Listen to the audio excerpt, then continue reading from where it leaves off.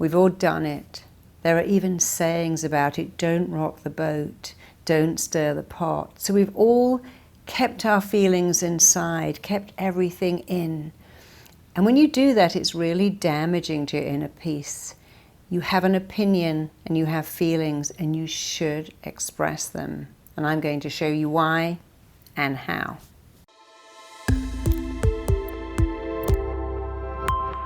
So why are we so nice? Why are we too nice? Why do we think, I don't want to upset someone, so I make their opinion more important than mine.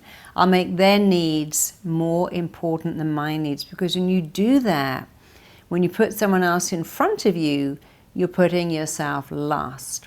Our culture, our background, our religion, our parents, our community, all combine to teach us a message very early on: be nice, be good, earn approval, don't be difficult, don't be selfish, don't be mean. And what we really hear is don't express your opinion, share your toys, be nice to everybody. And that's very hard when we're a child, because what we hear is swallow your feelings, keep everything in, put a smile on your face, turn that frown upside down. But when we hear that a lot and go through life, we begin to think, oh, my opinion doesn't matter. My feelings don't matter. My parents have told me don't make a fuss, don't draw attention, don't ask for something I want, doesn't get. And as children, we know one thing: I will survive if the people that are raising me like me and accept me. And we develop a terrible fear of rejection. You know, it's absolutely true that once upon a time, we needed connection and avoiding rejection just to survive. But nowadays, we really don't. Nobody wants to be rejected, but we spend so long avoiding rejection. I won't say that in case you don't like me. I won't make a fuss in case you think I'm difficult. I won't share my opinion just in case you don't agree with it. But you have an opinion and you must share it. You must believe that just because someone else has a different belief, you don't have to agree with it. They don't have to agree with you. But your feelings are the most real thing you have. And when you push them down, when you eat your feelings, drink your feelings, shop your feelings, Netflix your feelings, they don't go away. They regroup and they come back stronger than ever. And I see many clients who can't say no. They can never say no. And because they can't say no, every yes is a disguised no. And they go, you know, I'm really fed up at work. Every week I got to give $20 to someone at someone's wedding, someone's birthday, someone's something, and I'm really fed up. And there's someone I greatly admire. I go, well, I don't even know that person. No, I'm not giving another $20. I've never met them. I don't know who they are. I want to be like that. Well, why don't you do it? Well, I'm scared I wouldn't be popular. But you just told me you deeply admire this person who can say no. I know, but I can't.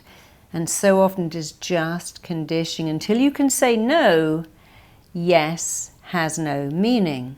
So if you are being nice to make everyone else happy, but your happiness is suffering, then that's not working. If you put everyone else in front of you, make everyone else first, and you are last, it isn't working. So being nice because you're nice and kind and warm and wonderful is great. But being nice because society expects that of you, because you're scared you won't be liked if you're not nice. Going out of your way to accommodate other people, giving them more money than you have, lending them money, giving them your stuff, going out of your way to give them a lift to work, allowing people to treat you in a way that isn't good enough, doesn't help you. And it doesn't help them, because people push us as far as we allow ourselves to be pushed. When you go, no, I'm sorry, that just doesn't feel comfortable. No, I'm sorry, I can't do that. You see, people used to write to me when I had my advice column and say, hey, my neighbor always says, can you babysit? And I go, I'm so tired. They go, oh, it's only for 2 hours, don't worry. I'll bring them over, they'll just go to sleep. And people don't even listen to their no's. Could you lend me money? I don't really have any. I know, but just put it on your card. I promise I'll give it you back. He says, sometimes when you say no, people don't even listen to your no. They go straight over it. And you have to have the power to say, thank you, but actually no, I can't lend you anything. No, I absolutely cannot babysit for your kids tonight. I have other plans. And don't even say, sorry, I'm so sorry I can't lend you money. I feel so bad I can't babysit your kids. I'm sorry I can't drive out of my way to always give you a lift to work. It just isn't convenient. Just say, I can't do that because I have other plans, I have other financial commitments, I can't help you, I have to say no. And when you can say that, you feel so good about yourself that it doesn't even matter if the other person says, what, you can't help me? You know, I now am working with women who are getting sucked in online. People who go, oh, hey, we're dating, you're so great, but hey, I've got this big tax bill. I've got a kid who's ill. Could you send me $5,000? I'm like, I feel like this is a scam, but they said their kid is really sick. I'm the only person. And when you go, I'm so sorry, but hey, we've just met and I don't have $5,000 for your child, but I'm sure in your life you have people you've known longer than 10 minutes that can find the money. I can't. And one of my clients said that when she told them money, he went, thank you. You're now going to kill my son. But the next day he'd taken all his profile down. Of course it was a scam. And who gets scammed? Who lends people money and they don't get it back? Who does too much for other people? People who want to be nice. So if you're being nice in order not to get rejected, in order to get approval, guess what's happening? You're rejecting yourself because you're not putting yourself first. And other people go, oh, she's so great, he's so great. You know, they'll do anything for anyone, but you don't approve of yourself. So remember, the most important opinion you will ever hear in your whole life is the opinion you have about you. And the most important word you'll ever hear are the words you say to yourself. So how can we undo this? First of all, you need to practice saying no. See, when you were a baby, you said no way more times than you ever said yes. Babies say no, no, no, all the time until we teach them, don't say no, don't you say no to me. It's very rude to say no, say yes. It's much easier when you're a kid to say no than yes. So how can you be nice but stop being too nice? How can you be nice and kind and lovable but stop making everyone else's needs more important than your needs? First of all, recognize, where did this need to be a people pleaser, a nice person come from? Take a look, because as a baby, if your mother came at you with pureed broccoli, you go, no. You'd even spit it out all over your t-shirt because you didn't care too much then. Babies are all concerned with themselves, so recognize where you acquired this need to be nice, to be good, because I promise you weren't born with it, you acquired it.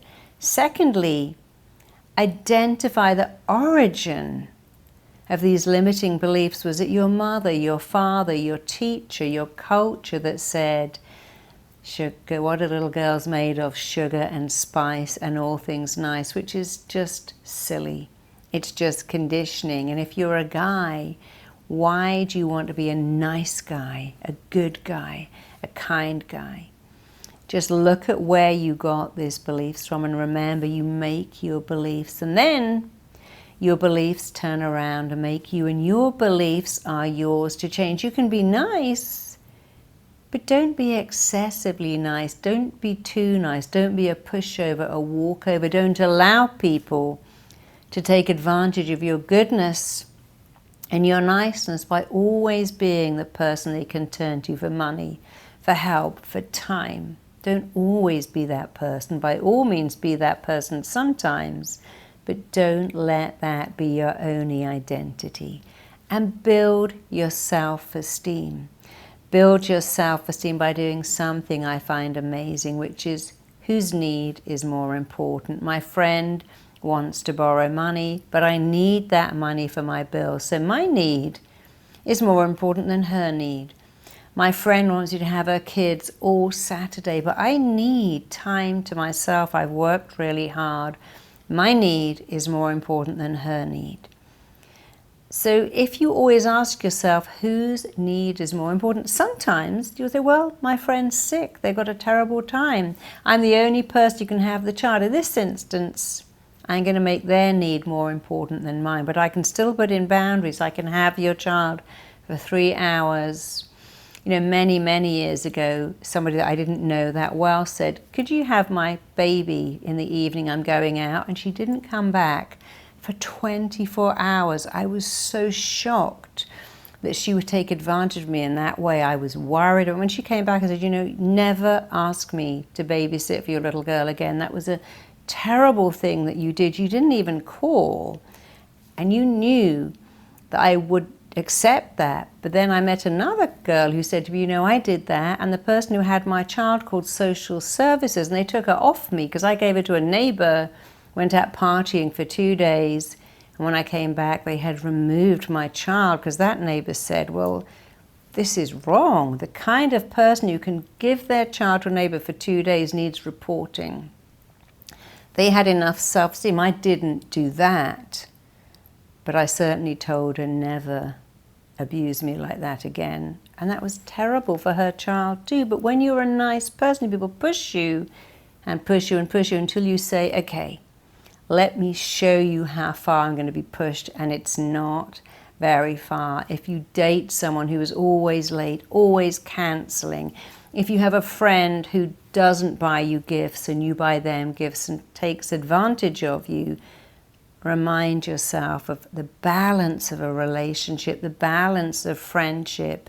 It should be equal. And always ask yourself a question, whose need is more important here? My need. To be honest with myself and to have inner peace is more important than your need to take advantage of me. And remember that people who are evolved can speak the truth. They can run and go, listen, you're my best friend. I really want to have you. It simply isn't possible. You're my friend, but no, I can't have you to stay for the whole week because I've already got people coming.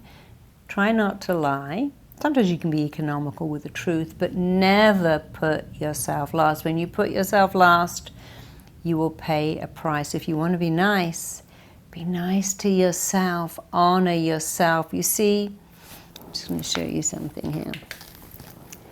You see, this is where we are. Here's being a martyr. Oh, I do everything for anyone. I feel I've got to do that.